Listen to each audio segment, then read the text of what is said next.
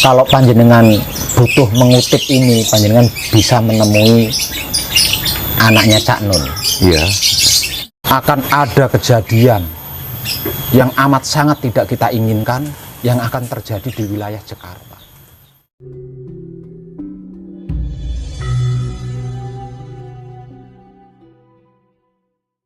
Kenapa kok ada sebagian saudara-saudari kita yang bersedia? Ya karena awalnya ada izin dari leluhur kita itu tadi. Jadi izin wong zaman biyen iki orang zaman dulu berkata apapun kan mengandung sabdo Pandito Ratu. Lah beliau mengatakan ya enggak apa-apa, saya setuju. Nah berarti kan dia sudah bersabda di situ. Nah artinya kata-kata iya, kata-kata tidak apa-apa ini kan jadi menaungi seluruh anak cucunya. Selagi enggak apa-apa loh Mas. Selagi enggak apa-apa. Tapi kalau sampai apa-apa ya kui mau. Kui mau. Satu misal saya tamu dari luar negeri datang ke sini, terus saya mempengaruhi jenengan. Saya mengadu domba jenengan sama saudara-saudara yang lain. Lah, saya tidak akan menghadapi jenengan, Mas. Yang saya hadapi adalah leluhur jenengan. Nek jenengan Mbah Mbuh orang Jawa nih. Tapi yang memberikan hukuman adalah leluhurnya para Jawa. Ya. Oh, ini terkait dengan masih ajaran Jawa, Pak Web. Siap. Ajaran Jawa kan seperti yang tadi Pak Web sampaikan kan mulia dan sudah sangat adiluhung kan. Apakah orang Jawa sendiri itu mempunyai nabi? Apakah orang Jawa sendiri itu mempunyai nabi? Terus ya punya toh. Hajinya orang Jawa itu seperti apa, Pak? Memangnya yang punya nabi itu orang Arab tok, orang Arab tok. Monggo bisa dijabarkan, Pak. Ya ada toh.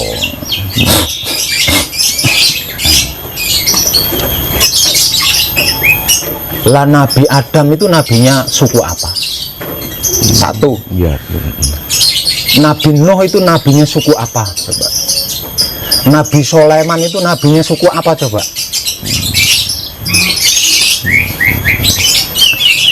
Itu kan nabinya orang Jawa. Itu kan nabinya orang Jawa.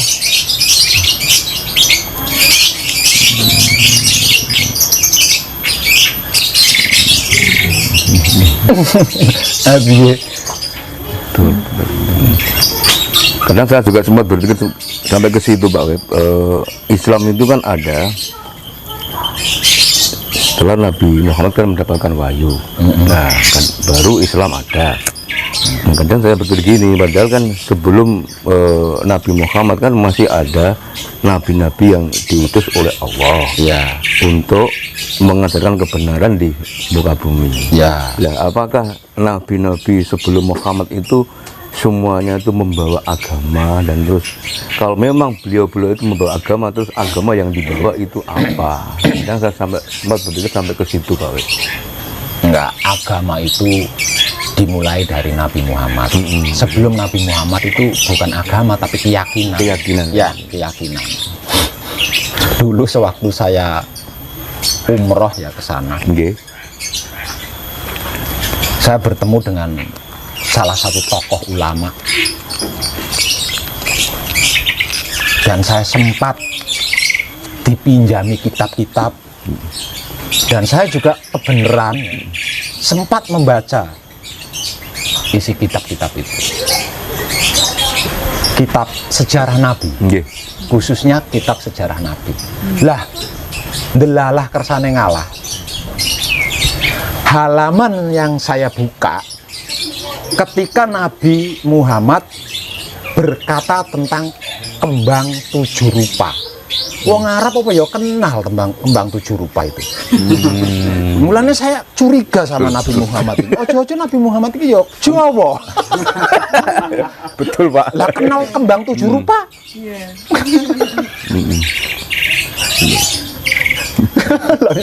Yang masalah kedua apa?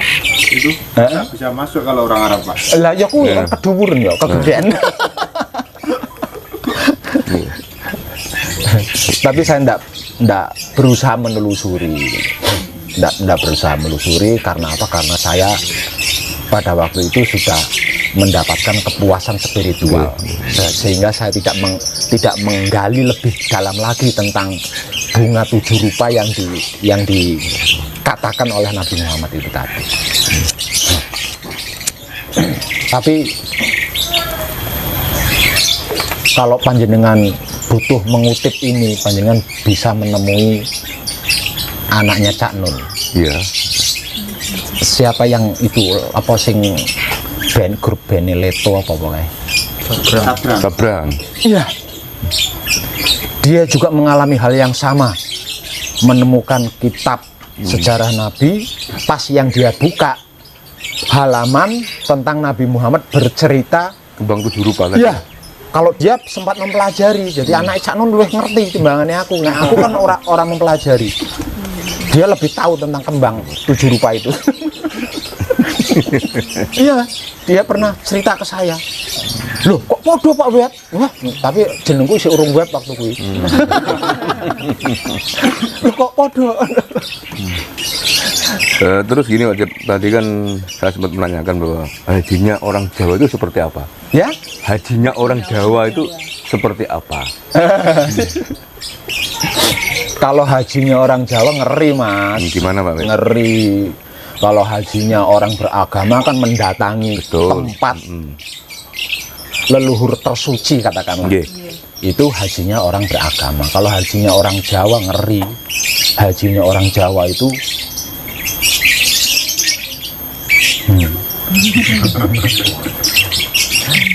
hajinya orang Jawa itu mati sak jeroning urip.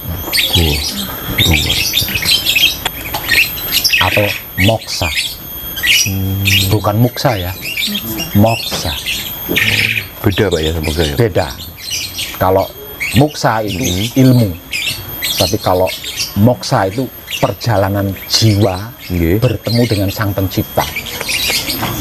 Kalau istilah bahasa spiritualnya mati sak jeroning urip. Itu hajinya orang Jawa, Mas. Jadi orang sowan yang tempatnya leluhur paling suci, tapi sowannya ke maha suci. Nah, saya rasa untuk ukuran keyakinan ya nggak ono sing lebih dhuwur saka kuwi.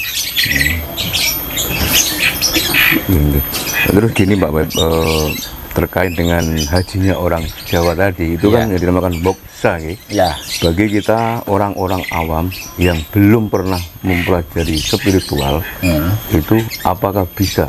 Terus langkah-langkah apa yang harus kami lakukan agar bisa untuk itu moksa tadi? Nah, ini yang tidak semua orang mampu.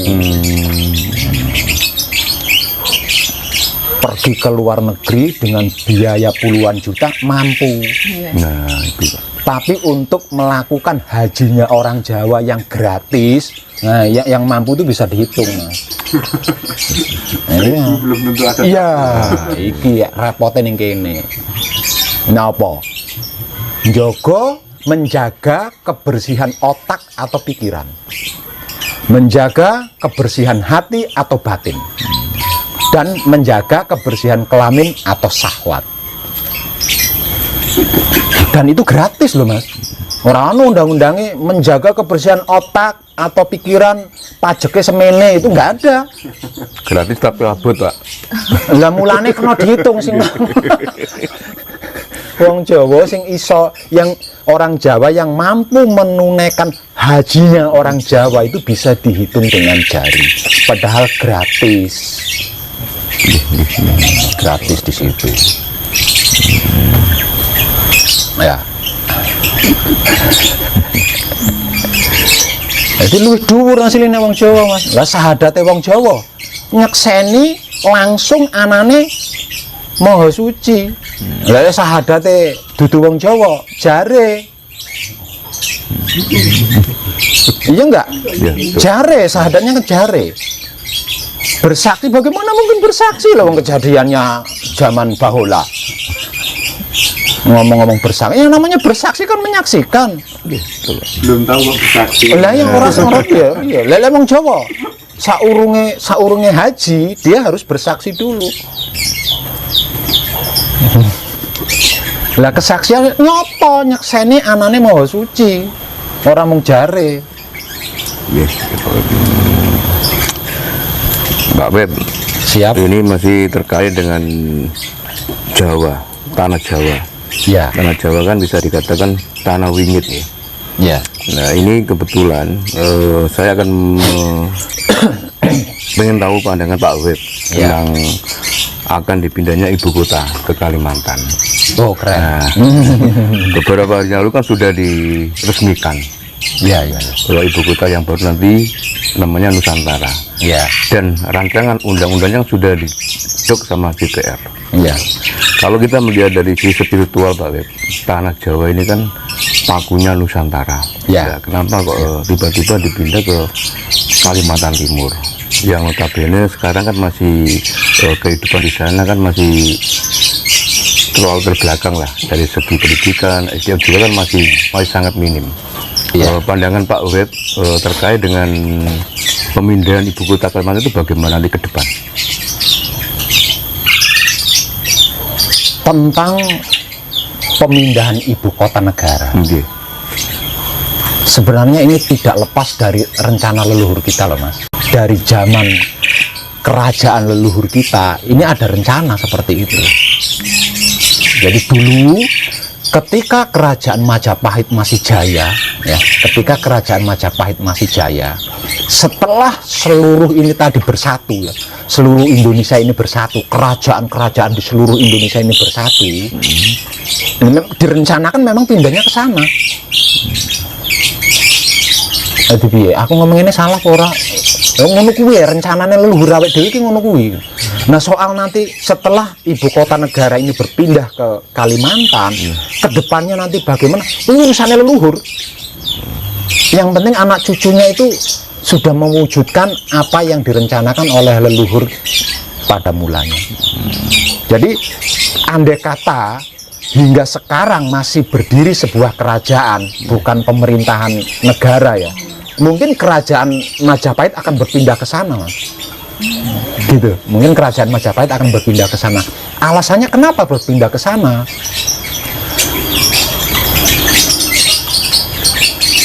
Kalau tidak salah sih,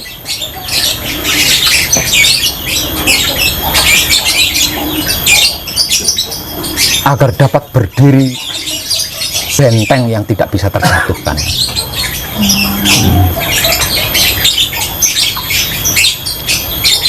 Agar tercipta benteng NKRI yang tidak terjatuhkan.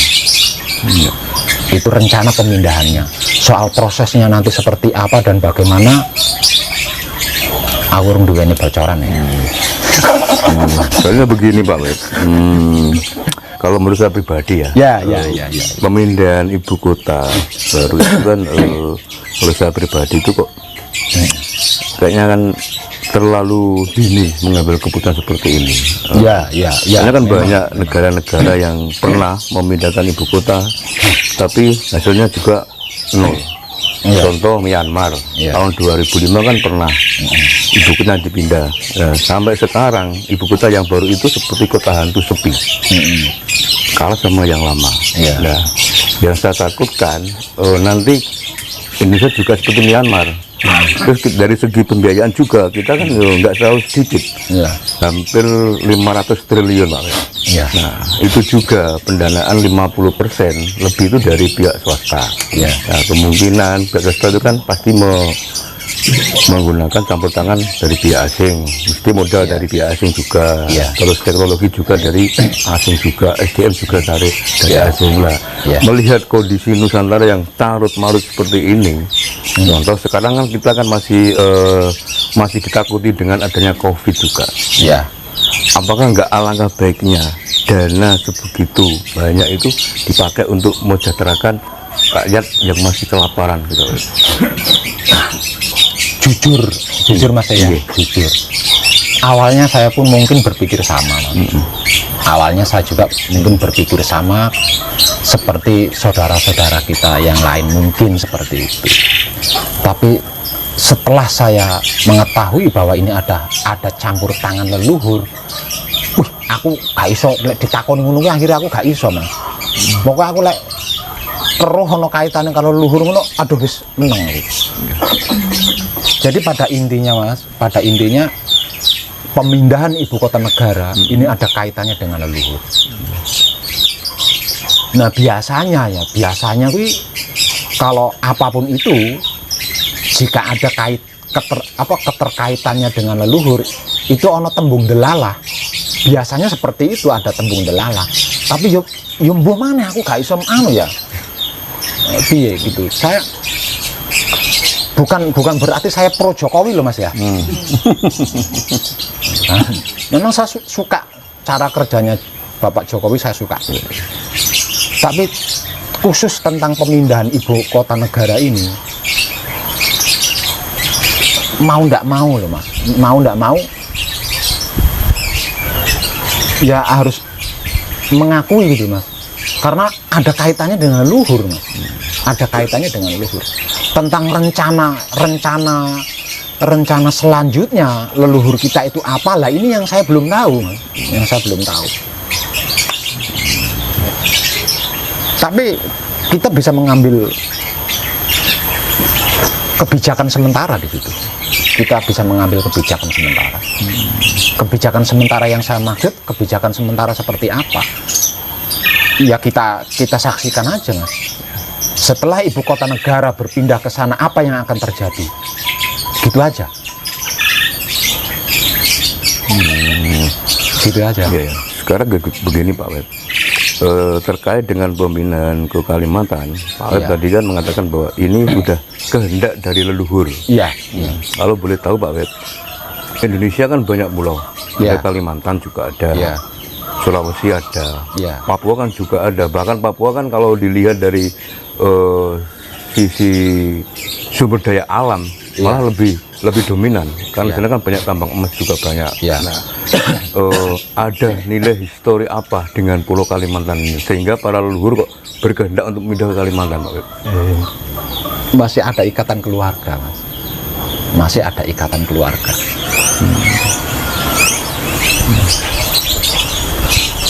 Antara raja-raja Majapahit dengan raja-raja Dayak di Kalimantan itu sangat erat, bahkan bisa dikatakan saudara sekandung.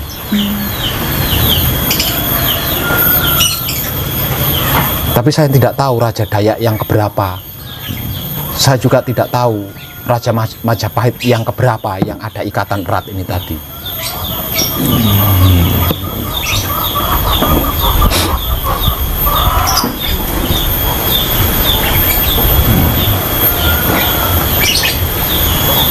Asli saya kalau harus saya jujur gitu.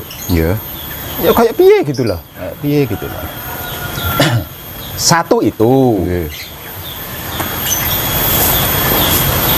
yang paling menonjol Mas, akan ada kejadian yang amat sangat tidak kita inginkan yang akan terjadi di wilayah Jakarta. Jadi pemindahan ibu kota negara ke Kalimantan mirip-mirip dengan seperti mengurangi korban yang akan terjadi di Jakarta, di wilayah Jakarta.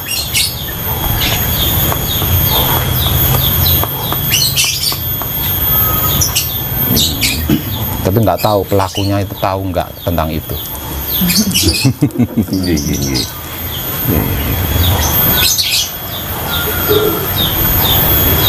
Saya rasa panjenengan tukang keliling, panjenengan juga tahu bahwa tidak sedikit kan paranormal yang meramal bahwa Jakarta akan tenggelam kan. Betul, betul.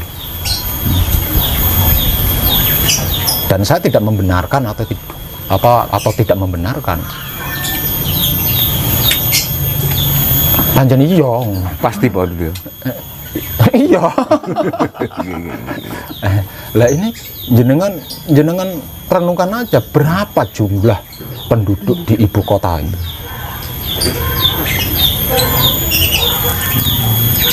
Nggak ada jalan lain kan selain mengurangi penduduk itu tadi. jika perlu mengosongkan Jakarta kan jika perlu. Kalau tidak ingin ada kehancuran tentang manusia, kalau kehancuran harta benda sih nggak ngapain dipikirin. Ini nyawa soalnya. Ingat piye ngono kuwi. Aku repot ngomongnya Mas lek ditakoni rono. Ya serba salah saya ngomongnya. Iya. Nggak salah. Aku harap nganu, wah kok itu berarti pro karo Jokowi atau nggak pro karo Jokowi. Aku ngomong ini, wah ini gak pro karo yang Sabdo Mangun, sebar repot saya di situ Mas. Betul Pak. Iya. Jadi wis mending, aduh bismillah. Satu yang pasti jawaban saya terkait pemindahan ibu kota negara ke Pulau Kalimantan, satu itu memang rencana awalnya dari leluhur kita, satu itu. Yang kedua, akan terjadi sesuatu yang sangat amat tidak kita ingin.